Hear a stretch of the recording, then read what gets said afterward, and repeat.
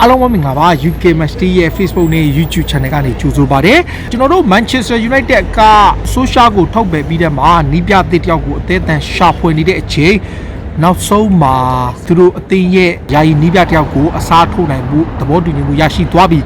United ကဒါ Ole Gunnar Solskjaer ကိုထုတ်ပြီးတဲ့အချိန်မှာ Michael Carrick နဲ့ယာယီနီးပြဖြစ်ဆောင်ရွက်တယ်ဒါပေမဲ့ Michael Carrick ကို Villarreal နဲ့ပွဲအပြီးမှာပဲသူတို့ဘက်ကဆက်ထားဖို့မထားဘူးဆိုတာထက်ယာယီနီးပြအစင်းကိုသူတို့တောက်လျှောက်လိုက်အဲ့အချိန်မှာကျွန်တော်တို့ Manchester United ဘက်ကစဉ်းစားထားတာကထိပ်တန်းဆင်းရှိတဲ့နီးပြတွေအများကြီးတဲ့မှာ Ernesto Valverde ပါတယ် Tottenham Hotspur နီးပြသစ်ဖြစ်လာဖို့ရည်မှန်းစားခဲ့တဲ့ Fonseca အပါအဝင်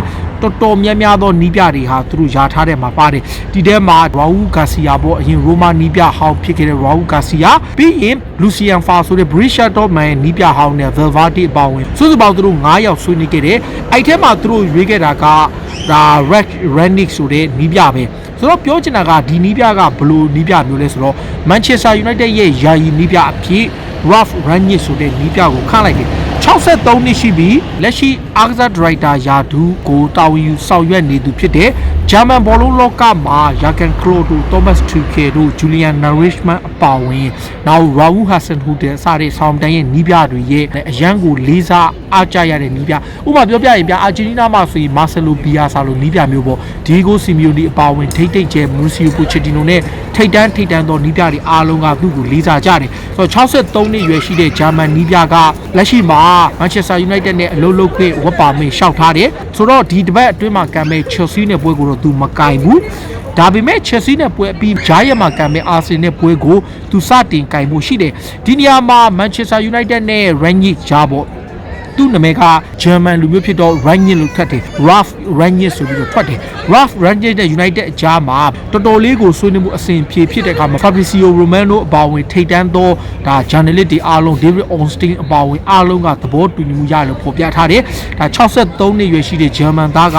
United မှာ6လတီတီတာဝန်ယူဆောင်ရွက်မယ်အဲ့6လပြီးတာနဲ့ Manchester United ကသူ့ကိုနောက်200ပြီအထိဆွမ်းဆောင်ရည်ပေါ်မူတည်ပြီးအသင်းရဲ့အကြံပေးအဖြစ်ဆောင်ရွက်မယ်အနာဂတ်မှာ Old Trafford မှာအဓိကတာဝန်ယူသူတယောက်အနေနဲ့ဆောင်ရွက်ခွင့်ရမယ်ယာရုမျိုးကိုသူတို့ပေးမယ်ပေါ့ဗျာဆိုတော့လက်ရှိ6လကို United ရဲ့ယာယီနီးပြဖြစ်လုပ်ရမယ်ဆိုတော့ Ole Gunnar Solskjaer အထွက်Michael Carrick ကတော့ Villarreal နဲ့ပွဲအပါဝင်ဒီဘက် Chelsea နဲ့ပွဲကင်ခွင့်ရမယ်။ဘာကြောင့်လဲဆိုတော့ Chelsea နဲ့ပွဲကသူ့အတွက်ဝက်ပေါ်မင်းရဖို့ခတ်နေတဲ့အတွက်ကြောင့် Chelsea နဲ့ပွဲတော့သူလွှဲချော်မယ်။ဒါပေမဲ့ Arsenal နဲ့ Premier League ပွဲကိုသူပါမယ်လို့ပြောထားတယ်။ Rangnick ရဲ့အရေးသွေးကောင်းမှုဘောလုံးသက်သနာအပြည့်အဝရှိသူတယောက်ရဲ့လွှမ်းမိုးမှုဟာသူ့ရဲ့လွှမ်းမိုးမှုခံရတာကနမေကျော်နီးပြတွေမှာကျွန်တော်ခုနပြောလို့ပေါ့ Liverpool ရဲ့နီးပြ Jurgen Klopp တို့ဘက်က Chelsea နီးပြ Thomas Tuchel လက်ရှိ Bayern Munich ရဲ့နီးပြ Julian Nagelsmann နဲ့ Southampton နီးပြ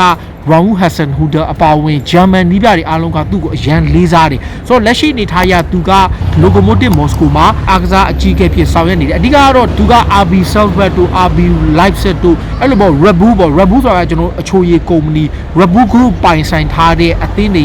ကိုသူကတိုင်ပြီးတော့ Lokomotiv Moscow အသင်းမှာကင်တွယ်ထားတယ်လက်ရှိအနေထားရသူ့အနေနဲ့ဘောလုံးကျွမ်းကျင်တဲ့နီးစနစ်ပိုင်းကိုတိဆောက်ရမှာအင်မတန်ကျွမ်းကျင်တဲ့သူတယောက်ဖြစ်တဲ့အတွက်ကြောင့် United ကသူ့ကိုခန့်တယ်သူ့ခန့်တဲ့အချက်ကဘာလဲဆိုတော့သူဟာယာတီကုန်တိသူ့ကိုခန့်ပြီးလို့ရှိရင်သူ့ရဲ့အကြံဉာဏ်တွေဘာတွေအားလုံးကိုယူပြီးတော့ United ရဲ့စိတ်ကြိုက်ဖြစ်မဲ့နီးပြတယောက်ကိုလည်းသူတို့ဘက်ကရွေးချယ်မယ်ဆိုတဲ့သတင်းတွေမှာဖော်ပြထားတယ်ဆိုတော့ Manchester United ကသူ့ကိုခေါ်နိုင်မဲ့အခြေအနေမျိုးရှိပြီဒါပေမဲ့သူကရောဘယ်လိုလူမျိုးလဲဆိုတော့ကျွန်တော်တို့သိဖို့လိုတယ် RB Leipzig မှာ2ချိန်တိုင်တာဝန်ယူခဲ့ဘူးတယ်လက်ရှိနေထားရသူဟာ Manchester United အတွက်ဘယ်လောက်ထိအရေးပါလဲပေါ့သူ့အနေနဲ့အသင်းတစ်သင်းကိုဆုံးဖြတ်ရမှာငွေကြေးပိုင်းဆိုင်ရာရဲ့ပြီးတော့မှကလပ်သင်းရဲ့ရေရှည် plan သွားနိုင်မှုနဲ့နောက်ကလပ်သင်းရဲ့ philosophy အပါအဝင်နောက် DNA ဆိုတဲ့သူ့ရဲ့ system ရှိတယ်ပြောချင်တာကဘာလဲဆိုအသင်းတစ်သင်းကိုသူကင်တွယ်တဲ့အခါတိဆောက်တဲ့အခါမှာဒီချက်တွေကိုအဓိကထည့်သွင်းထားတယ်ဆိုတော့ Manchester United မှာကအဓိက concern ဖြစ်နေတဲ့အချက်က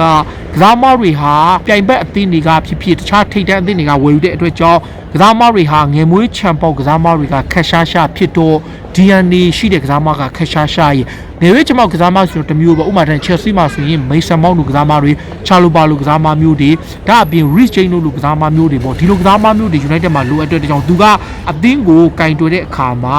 အသင်းရဲ့အစိပ်ပိုင်းမှာအသင်းအတွက်အသက်သွင်းမဲ့ကိုယ်ပိုင်ကစားဟန်ရှိမယ်ပြီးတော့မှဒီအသင်းပေါ်ကိုသူတို့ရဲ့နှလုံးသားအသွေးတဲ့အသားတွေကနေယူသွတ်တဲ့ DNA ရှိတဲ့ကစားသမားတွေကိုဥတည်တိဆောက်တဲ့အပိုင်းကိုသူကလုပ်တယ်ဆိုတော့အဲ့လူငယ်တွေကိုပြုစုပြောထောင်ရ ရမှာနာမည်ကြီးတယ်ဒါကြောင့်လဲသူက Lokomotiv Moscow အသင်းရဲ့ Head of Football ရာထူးကိုဆန်းဆောင်တယ်ဆိုတော့အသင်းမှာကိုပိုင်အမှတ်တစိအမှတ်သားတစ်ခုကိုပိုင်ကစားပုံကစားကွက်အသင်းရဲ့ philosophy ဆိုတာရှိတယ်အဲ့ဒါကိုသူကအရန်ကိုနောချီတဲ့ဝါရင်ထိတ်တန်းနီးပြဒီအတွက်ကြောင့်ဂျာမန်ထိတ်တန်းနီးပြတွေအားလုံးကသူ့ကိုသဘောကျတယ်နောက်တစ်ချက်ကတော့သူကဘာလဲဆိုတော့အရေးချင်းပါအရေးချင်းတော့ဘာလဲဆိုတော့ကျွန်တော်ဘာသဘောကျလဲဆိုတော့သူကပြောချင်တာဘာလဲဆိုတော့အသင်းအတွင်းမှာ management ဘိုင်းမှာလူတွေအများကြီးရှိတယ်ဗျာဒါကိုတာဝန်ယူရထားပေမဲ့လေဒီလုပ်ငန်းပေါ်မကျွမ်းကျင်ပဲနဲ့ဥဆောင်နေတဲ့ဥမာပြောရင်အဒူလိုလူမျိုးတွေဂလေဇာမိသားစုကပိုင်ရှင်ဂျိုးဂလေဇာလူမျိုးတွေနောက်အာဆနယ်မှာဆိုရင် Josh Kroenke လိုလူမျိုးတွေပေါ့ဒီလိုလူမျိုးတွေထက်စားရင်တကယ်အရေးချင်းရှိပြီး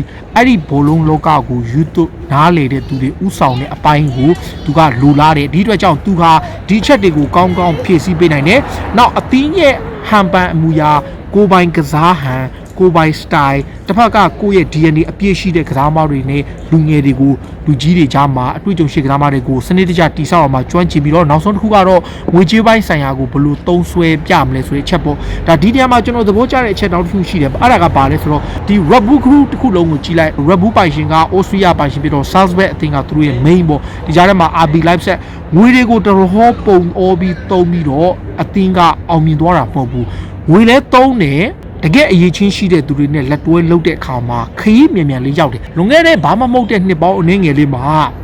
ဂျာမနီမှာ RB Leipzig ဆိုတဲ့အသင်းမျိုးရှိခဲ့တာမဟုတ်ဘူးဒါပေမဲ့လည်းနှစ်ပေါင်း10ခန်းတောင်မရှိတဲ့အချိန်မှာသူဟာတကယ်အရေးသွေးရှိတဲ့နီးပြတယောက်ဆိုတာပြသနိုင်ခဲ့တယ်ဒီချွတ်ကြောင့်သူ့ရဲ့အရေးချင်းရှိလို့ဒါအခုကြည့်ပြအော်စတြီးယားကကလပ်ဖြစ်တဲ့ Salzburg ဆိုရင်ကြည့်လိုက်ပြလူငယ်ကစားမတွေစင်စက်မပြတ်ထွက်တယ်ဒါဟာလန်လိုကစားမမျိုးတွေကိုဒီသင်းကကောင်းကောင်းပြုစုပြောထောင်းနိုင်တယ်တစ်ဖက်မှာလည်းဒိုမနစ်အပါဝင်တော်တော်များများ Salzburg ကကစားမတွေအခုဆိုရင်လည်း Salzburg ကအရင်နာမည်ကြီးတဲ့ကစားမတွေရှိတယ်ဒီချက်ကဒါ Manchester United အတွက်လူငယ်စီမံကိန်းကိုတွားတဲ့အပိုင်းမှာရောလက်ရှိ current situation ကိုတွားတဲ့အပိုင်းမှာရောအနာဂတ်အသင်းကိုတိဆောက်တဲ့အပိုင်းတွေမှာရောနောက် transfer ဘက်မှာရောအားလုံးမှာသူဟာတော်တော်လေးကောင်းတယ် Jurgen Klopp ကိုယ်တိုင်ချီးကျူးထားမှုတယ်နောက် Jurgen Klopp ကစားတဲ့ high pressing game ကိုလည်းသူကောင်းကောင်းပိုင်တယ်အားကစား director တယောက်မှာလုတ်တင်လုတ်ထိုက်တဲ့အရေးချင်းအပြေအဝမျိုးရှိတယ်ဒီချက်က Manchester United ကသူ့ကိုခေါ်ယူတဲ့အချက်အခုလောလောဆယ်မှာသူ့ကို6လစာချုပ်နဲ့သူခေါ်လိုက်မယ်ခေါ်လိုက်တဲ့6လစာချုပ်ကဘာလို့လဲဆိုတော့သူတို့ယာတီကုန်မှာသူ့ကိုနောက်ထပ်2ရာသီကိုတင်းရဲ့အကြံပေးကျွန်တော်တို့မမရရဇီနီဇီဒန်ဆိုရင် Real Madrid အသင်းရဲ့နီးပြမဖြစ်ခင်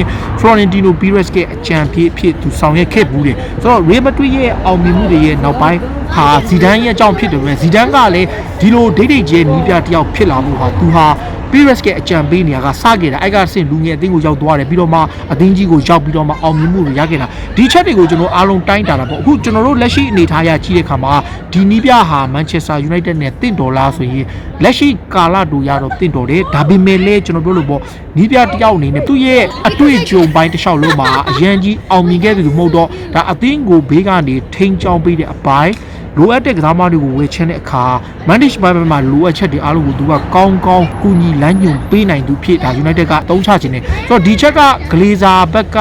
ဒါအဒူဝူယာသူကထွက်သွားလို့ရှိရင်ဒီနေရာမှာအတိအကျမှုရင်တော့မှသူ့ရဲ့ဥဆောင်မှုသူ့ရဲ့ပေါင်ပတ်သက်မှုတွေဟာ Manchester United ရဲ့အနာဂတ်ရဲ့ transfer မှာကောင်းကောင်းပါဝင်နိုင်တဲ့အချက်ပဲဒီချက်ကသူကောင်းကောင်းလုပ်တာပေါ့ဆိုတော့အခု United ကသူ့ကိုဝက်ပါပေးမရသေးတော့ဒါ Chelsea နဲ့ပွဲကိုကင်ခွင့်မရပင်မဲ့ဒါဒီတစ်ဖက်ကဒီဘယ်လိုပြောမလဲ Carrick ကပဲကင်တွယ်မယ်ဒါပေမဲ့ပြီးတာနဲ့အာဆနယ်နဲ့ကန်မဲ့ပွဲကိုသူစပြီးတာဝန်ယူမယ်ဆိုပြီးသတင်းတွေတက်နေတယ်ဆိုတော့ BA တက်တင်နေရောဘယ်လိုမြင်ကြလဲ Ralph Rangnick အနေနဲ့ဒါ Premier League Club Manchester United ကိုအနည်းဆုံးတော့ right direction နဲ့ Champions League အဆင့်ခတ်ဝေးထိရောက်နိုင်တဲ့အခြေအနေမျိုးတစ်ဖက်မှာလည်းလက်ကျန်ဖလားပြိုင်ပွဲတွေကစုရနိုင်မဲ့အခြေအနေမျိုးနဲ့ Premier League မှာရောဘယ်လိုအခြေအနေအဆုံးသတ်နိုင်မလဲပြည်သက်တွေအနေနဲ့ဘယ်လိုမြင်ကြလဲကိုယ့်အမြင်လေးတွေကို comment မှာဝေရောက်မှတ်ချက်ပေးကြပါအားလုံးကျေးဇူးတင်ပါတယ်0ဘုံအောင်ရမည်